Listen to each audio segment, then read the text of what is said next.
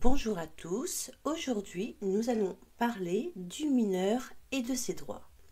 En trois temps. D'abord le mineur et la justice, puis le mineur et l'autorité parentale, et enfin le mineur et la majorité. Tout d'abord, voyons ce qu'est un mineur. En France, l'âge de la majorité est fixé à 18 ans. Avant 18 ans, on est mineur. Le mineur est soumis à l'autorité de ses parents. Cela signifie que ce sont les parents qui prennent les décisions pour leur enfant et leur autorisation est nécessaire pour les actes qui concernent le mineur. Le mineur a donc des droits qui lui sont spécifiques. Un mineur, enfant ou jeune, a en effet besoin d'une protection particulière du fait de la vulnérabilité inhérente à son statut d'enfant ou de jeune. C'est pourquoi la plupart des pays, dont la France en 1989, ont signé la Convention internationale des droits de l'enfant qui reconnaît un certain nombre de droits pour protéger les enfants. Les enfants ont par exemple le droit d'être protégés, le droit à une justice adaptée, le droit à l'éducation ou le droit d'être protégés contre l'exploitation économique ou sexuelle. Mais parce que les enfants ont des droits, ils ont aussi des devoirs. En contrepartie de la protection, les mineurs ont certaines obligations, par exemple celle d'obéir et de respecter l'autorité parentale que leurs parents ont normalement sur eux. En effet, les mineurs n'ont pas les mêmes droits que les majeurs puisqu'ils n'ont pas atteint la maturité nécessaire à l'exercice de tous ces droits. Ils sont soumis à l'autorité parentale, c'est-à-dire qu'ils exercent leurs droits sous le contrôle de leurs parents qui sont responsables d'eux. Entrons maintenant dans le vif du sujet. La justice pour les mineurs. Le droit à une justice adaptée. Les mineurs sont pénalement responsables des infractions qu'ils peuvent commettre dès qu'ils ont atteint l'âge de discernement, c'est-à-dire entre 7 et 8 ans. À partir de 10 ans, si un jeune commet une infraction, il pourra être jugé et risquer une sanction. On peut être considéré en infraction à la loi lorsque le juge estime que le mineur est capable de discernement. Entre 10 et 13 ans, un mineur peut se voir imposer par le juge des enfants une sanction éducative, comme par exemple l'interdiction de rencontrer certaines personnes, de fréquenter certains lieux, de confisquer des objets, un stage de formation civique, etc. Un mineur de moins de 13 ans ne peut pas être sanctionné d'une peine de prison.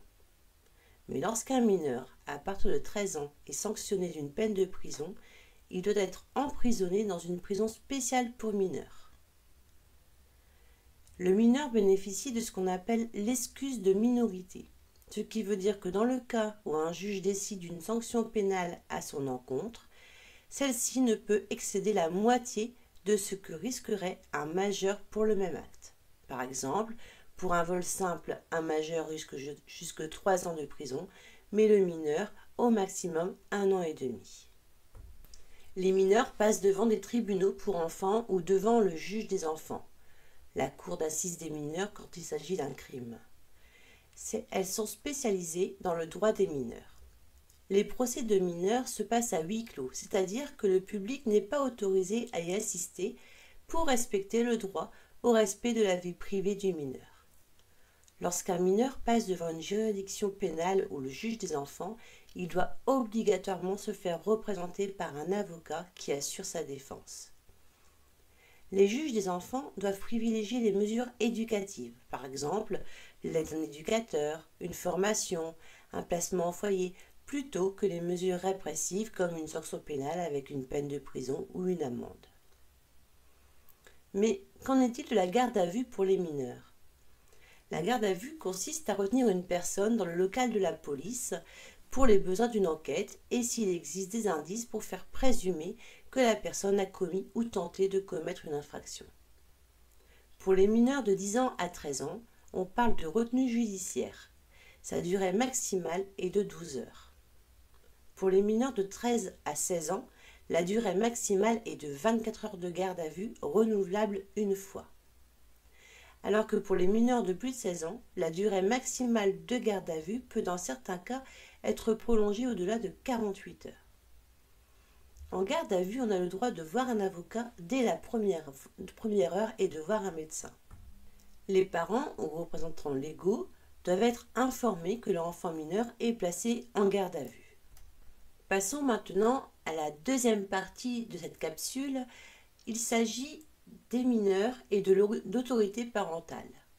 Les parents ont des devoirs envers leurs enfants.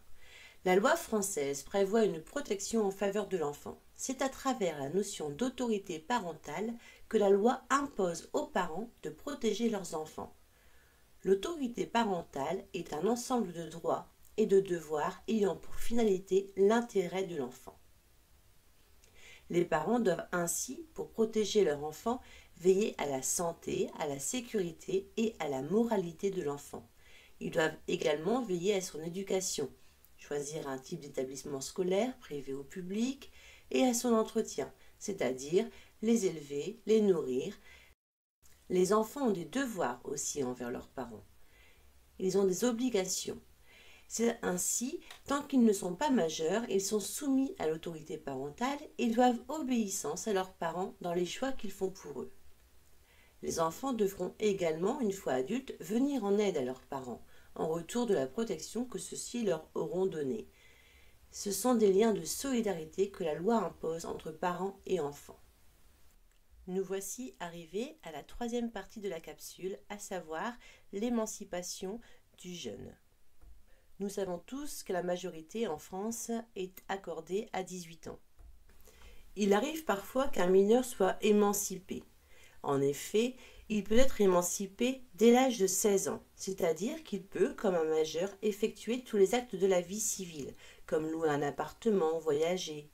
Mais il ne pourra pas se marier, être commerçant ou passer son permis de conduire ou voter.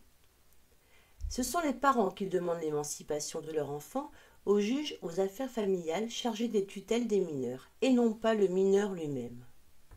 Nous voici arrivés à la fin de la capsule. N'hésitez pas à prendre des notes et à revenir en cours avec vos notes complètes.